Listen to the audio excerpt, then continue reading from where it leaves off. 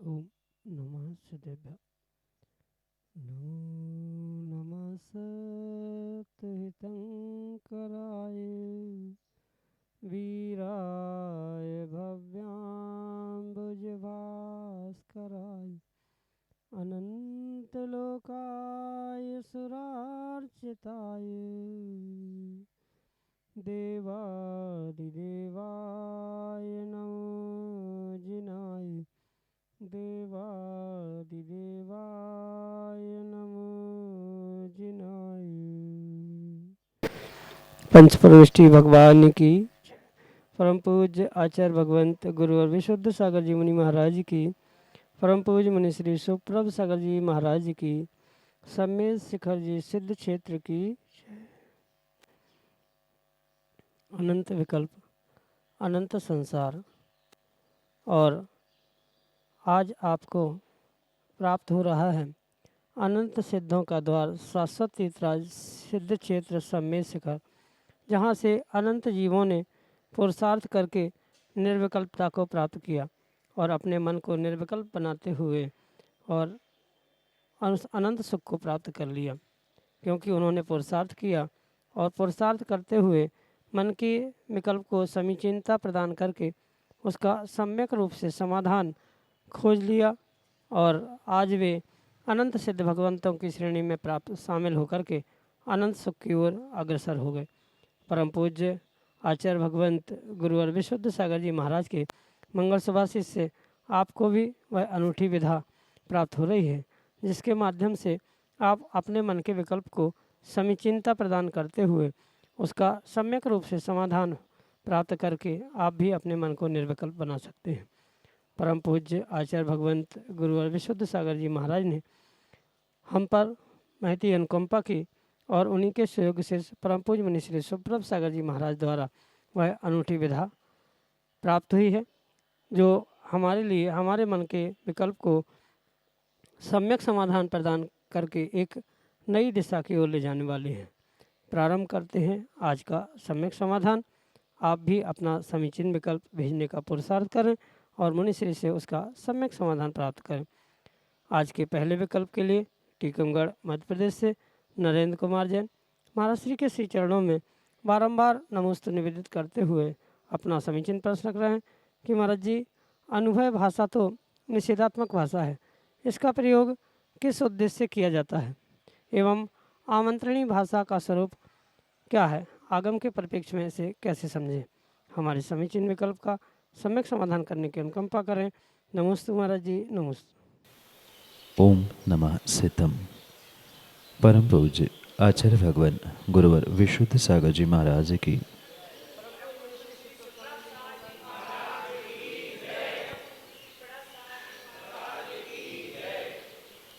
आगम में आचार्य भगवंतों ने 4 प्रकार के वचन जिसे भाषा के रूप में स्वीकार किया जाता है उनका कथन किया। सत्य वचन, असत्य वचन, उभय वचन और अनुभय वचन। इसी परिप्रेक्ष्य में भाषा के भी निमित्त से हम उसका उसी प्रकार से वर्गीकरण कर सकते हैं जैसे सत्य भाषा, असत्य भाषा, उभय भाषा और अनुभय भाषा।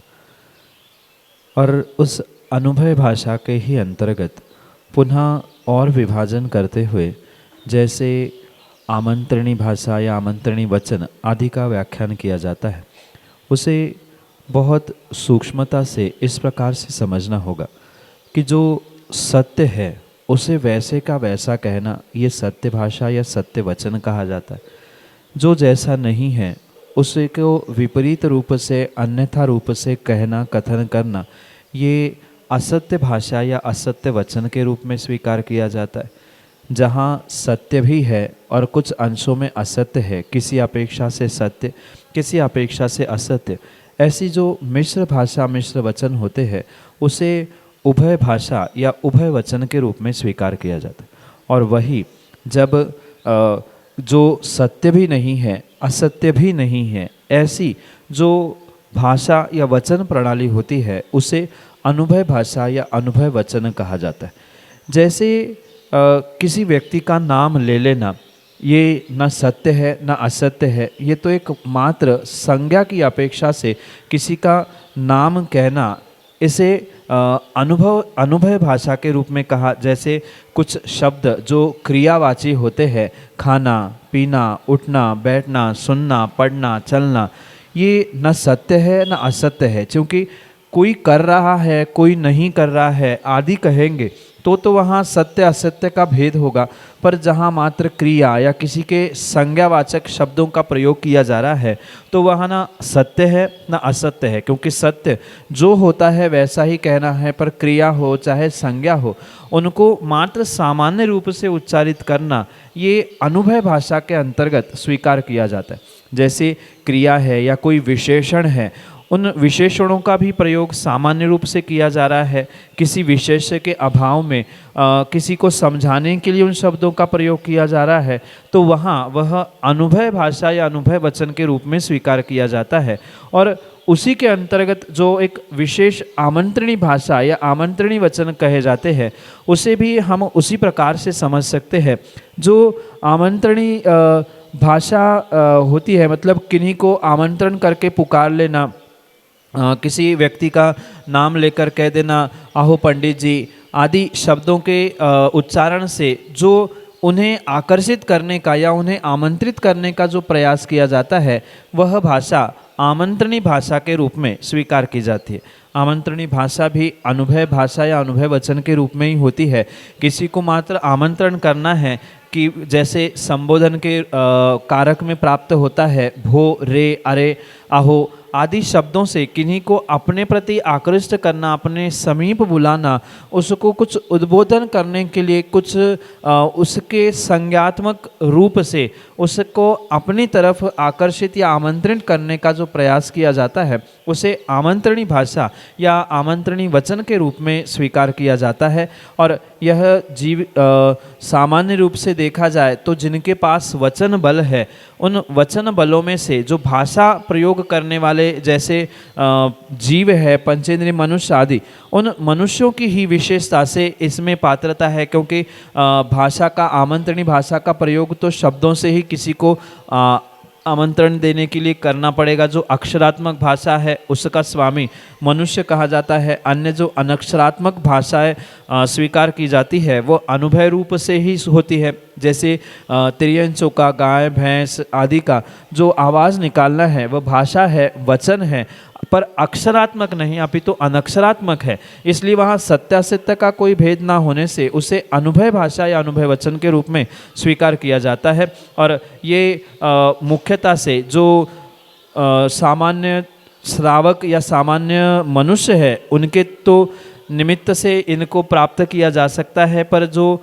असत्य भाषा या असत्य वचन और उभय वचन ये केवली और भगवान के नहीं होते। इसके अलावा ये सत्य भाषा या सत्य वचन, अनुभय भाषा, अनुभय वचन, आमंत्रणी भाषा आदि का प्रयोग अरिहंत परमात्मा जो 13वें गुण स्थान में समोषण में स्थित है उनके भी निमित्त से हम उनको इस विषय के स्वामी स्वीकार कर सकते हैं। यही आपके लिए सम्यक समझ। गाड़रवाड़ा मध्य प्रदेश से श्रीमती शांति देवी जैन महाराज श्री के श्री चरणों में बारंबार नमोस्तु निवेदित करते हुए अपना समीचीन प्रश्न रख रहे हैं कि महाराज जी, स्वर्ग की उत्कृष्ट स्थिति को एक श्रावक पंचम काल में अपने व्रतों को निरतिचाल पालन करते हुए किस स्थिति को प्राप्त कर सकता है? हमारे समीचीन विकल्प का सम्यक समाधान करने की अनुकंपा करें। नमोस्तु महाराज जी, नमोस्तु। वास्तव में अगर व्रती श्रावक निरतिचारता से अपने निर्दोष व्रतों का पालन करता है तो उसका स्वर्ग जाना स्वाभाविक संभव। पर साथ में ये भी ध्यान रखने की आवश्यकता है कि जो व्रत का पालन या व्रती अवस्था का परिपालन श्रावक कर रहा है, वहाँ मात्र भेष व्रत, द्रव्य व्रत नहीं, अपितु सम्यक दर्शन के साथ भाव व्रतों की आवश्यकता है। समाज में, नगर में सम्मान प्राप्त करने के लिए व्रती बन जाना, शुद्ध भोजन मिल जाए इसलिए व्रती बन जाना, ये फिर भी आसान है। पर वास्तविकता में मेरे आत्मा का कल्याण हो, महाव्रत में नहीं धारण कर पा रहा हूँ, इसलिए अणुव्रतों के माध्यम से अपना कल्याण करो, इस अभिप्राय से अगर सम्यक दर्शन के साथ कोई व्रती बना है तो ये परम सत्य है कि वह अगली पर्याय में वह स्वर्गों में ही देव बनेगा। अन्यथा अगर बिना श्रद्धान के या अतिचार पूर्वक कोई व्रत या प्रतिमाएं धारण करता है तो चूंकि कुछ शुभ के कारण, कुछ पुण्य के कारण या भद्र परिणामों के कारण उसे देवगति तो मिल सकती है, पर देवगति और स्वर्ग में जाना इसमें बहुत अंतर है। क्योंकि 4 प्रकार के देव कहे गए हैं। निर्दोष परिपालन नहीं करेंगे, कहीं कहीं अतिचार लगाते हुए व्रतों का पालन हो रहा है तो देवगति जैसे बंतर, ज्योतिष या जो भवनवासी देव कहे जाते हैं उनमें स्थिति हो सकती है। क्योंकि आचार्यों ने कहा है निश्चिल व्रत वर्तेचा सर्वेशाम, और व्रत के भी बाल तप आदि जो देवायु के कारण बताए हैं। मिथ्यात्व के साथ तप करने से भी देवायु मिल सकती, देवगति मिल सकती है, पर देवायु देवगति मिलना आसान है। उसके अलावा जो चतुर्निकाय के देवों में से उत्कृष्ट वैमानिक देव कहलाए जाते हैं, जो कल्पवासी कहलाए जाते हैं, उन स्थानों को प्राप्त करना आवश्यक है। उसके लिए आचार्य कहते हैं कि सम्यक्त्वम च, सम्यक दर्शन के साथ अगर इन व्रतों का परिपालन किया है तो जीव नियम से स्वर्गों में पहुंच सकता है। और पंचम काल की अगर हम बात करें तो पंचम काल में भी अगर जीव निर्दोष और निरतिचार व्रतों का पालन करता है, प्रतिमा धारण करता है, श्रावक अवस्था के सभी मूल गुणों को धारण करता है, तो नियम से उसका 5वें स्वर्ग तक गमन होना पंचम काल में भी संभव है। फिर अन्य कालों में तो उत्कृष्ट तरीके से वो और भी ऊंचे स्वर्गों में या आने वाले कल्पों में पहुंच सकता है, पर पंचम काल में ऐसा एक प्रमाण मिलता है कि 5वें स्वर्ग तक श्रावक व्रत धारण करते हुए भी पहुंच सकता है। साधु तो पहुंचता ही है, बात अलग है, पर श्रावक भी अगर निरतिचारता से पालन करता है तो पंचम काल में 5वें स्वर्ग तक जाए, कोई उसमें बाधा नहीं, कोई दोष नहीं है। और अगर वही श्रावक व्रतों के साथ अंतिम समय में समाधि संलेखना का विशेष ध्यान रखते हुए समाधि संलेखना को प्राप्त करता है तो स्वाभाविक रूप से 7-8 भव में या 32 भवों के अंतर्गत वह मोक्ष भी प्राप्त कर सकता है। यही आपके लिए सम्यक समाधि। झांसी उत्तर प्रदेश से संजना जैन महाराज श्री के श्री चरणों में बारंबार नमोस्तु निवेदित करते हुए अपना समीचीन प्रश्न रख रहे हैं कि महाराज जी, हमारे मोक्ष मार्ग पर आगे बढ़ने के भाव हैं, हम व्रत लेना भी चाहते हैं, लेकिन हम जहाँ जिस स्थान पर निवास करते हैं वहाँ आसपास कुएं के पानी का अभाव है, तो ऐसी स्थिति में हम व्रतों को ग्रहण कैसे करें एवं हम अपने कल्याण के मार्ग को कैसे प्राप्त करें? हमारे समीचीन विकल्प का सम्यक समाधान करने की अनुकंपा करें। नमोस्तु महाराज जी, नमोस्तु। जो श्रावक के लिए प्रतिमाओं का वर्णन प्राप्त होता है, चाहे 2 प्रतिमा से लेकर आगे की आने वाली अन्य भी प्रतिमाएं क्यों ना, वहाँ ये स्पष्ट समझना होगा कि उन प्रतिमाओं का यथार्थ पालन तभी होना संभव है जब उन प्रतिमाओं के परिपालन करते समय शुद्ध भोजन का ध्यान रखते हुए उन अनछने पानी का प्रयोग ना करना पड़े। यही श्रेष्ठतम पुरुषार्थ करने की आवश्यकता। कहने का अभिप्राय ये है कि जब तक कुएं के पानी का संकल्प नहीं हो रहा है तब तक कायदे से वह प्रतिमा स्वरूप स्वीकार ही नहीं की जा सकती, क्योंकि अन्य किसी भी प्रकार के जल का प्रयोग करना ये आगम के परिपेक्ष में छने पानी के प्रयोग के परिपेक्ष में नहीं आता। क्योंकि छना पानी तभी स्वीकार किया जाता है जब जिस स्थान से निकला हुआ पानी है उसकी विलछानी पुनः उसी स्थान में अगर पहुंच रही है तो ही छना पानी स्वीकार किया जा सकता है, अन्य किसी प्रकार से नहीं। और तभी वह प्रतिमा निरतिचार रूप से परिपालन करने की संभावना हो सकती।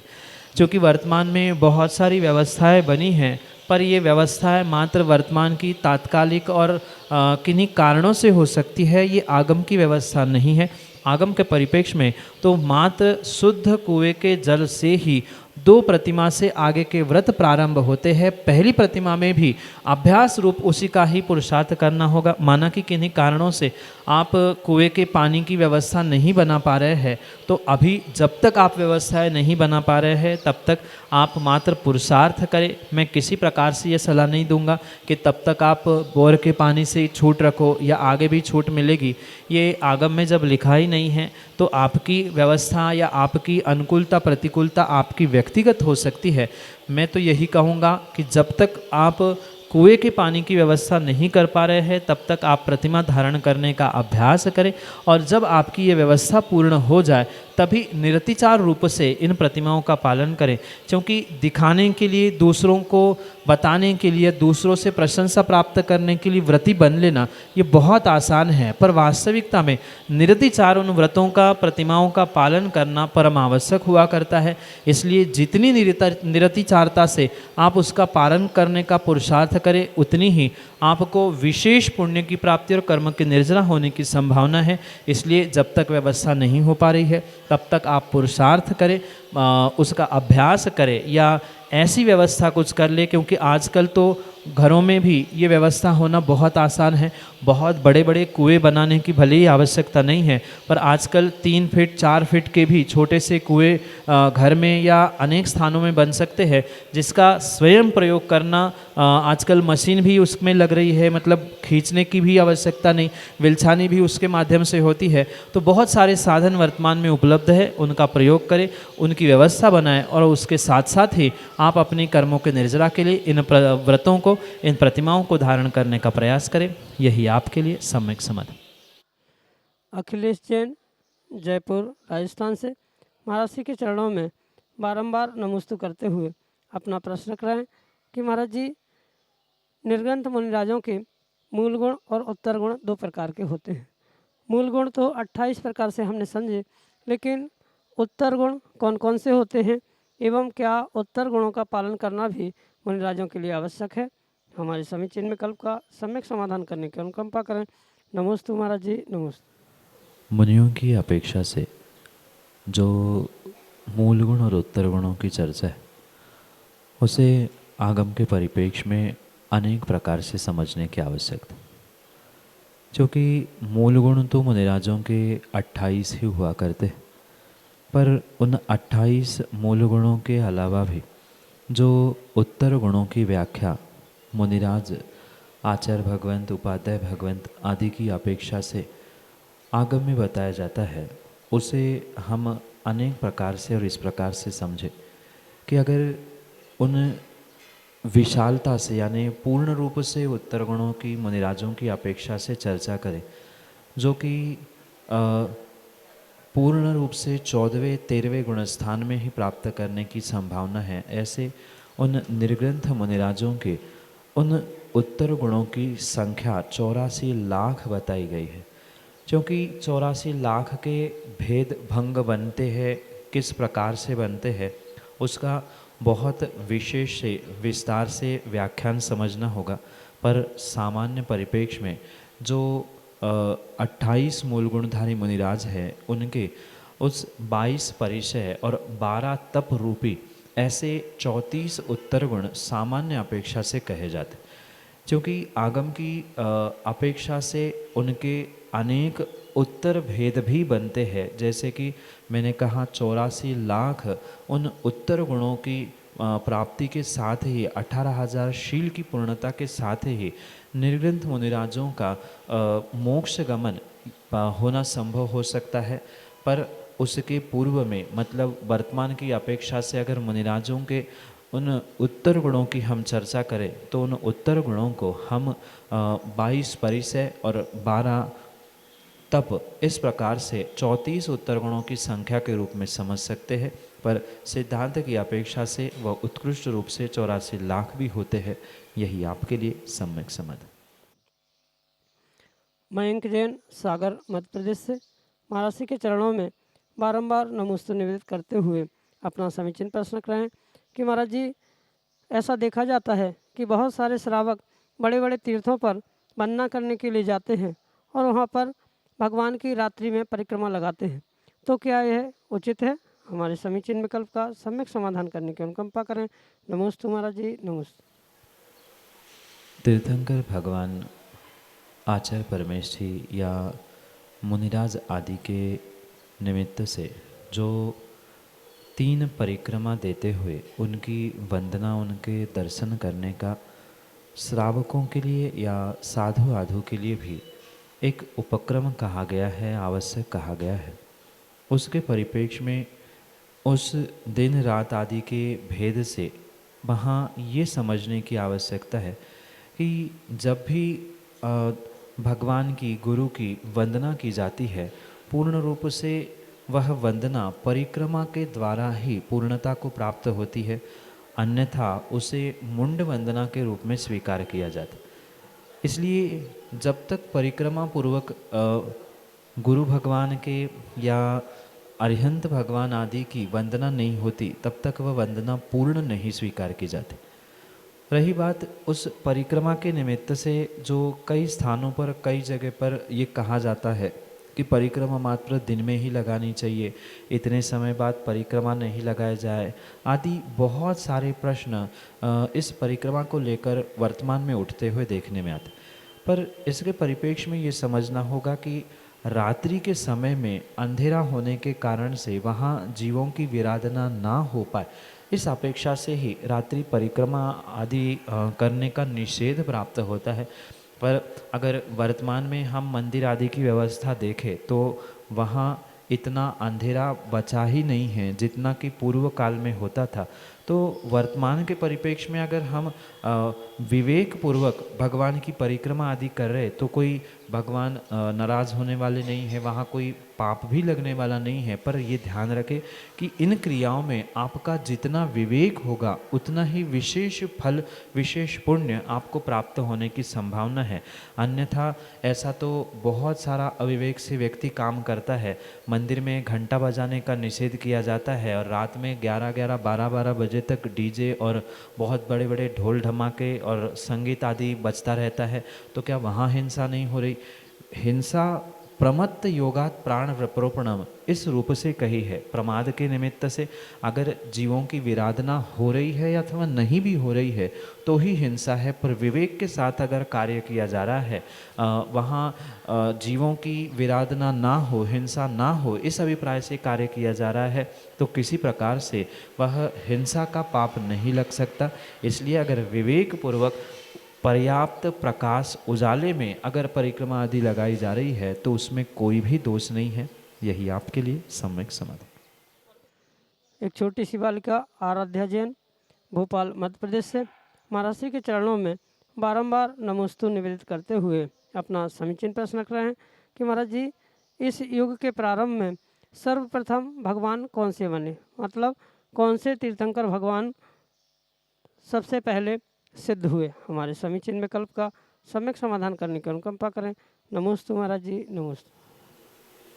काल के परिक्रमण में, काल के परिवर्तन में जब चौथा काल का परिवर्तन होता है या चौथे काल का प्रवर्तन होता है, उस चौथे काल के प्रवर्तन के निमित्त से ही तीर्थंकर भगवंतों का या निर्ग्रंथ मुनिराजों का मोक्ष गमन स्वीकार किया जाता।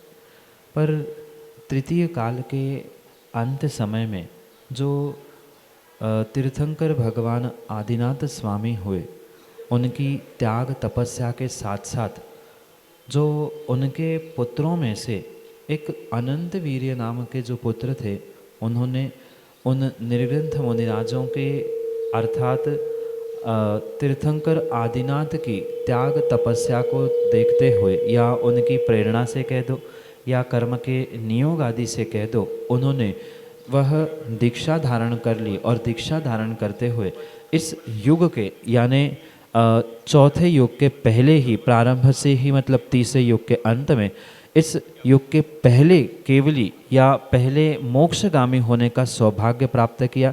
केवली के रूप में अन्य भी जीव उपलब्ध होने पर भी मोक्ष गमन का पहला सौभाग्य वह अनंत वीर्य केवली नाम के जो प्रथम तीर्थंकर आदिनाथ भगवान के पुत्र थे, उन्होंने ही इस युग के प्रारंभ में अपने आप को मोक्ष गमन का पुरुषार्थ सिद्ध करने के रूप में अपना पहला नाम दर्ज किया।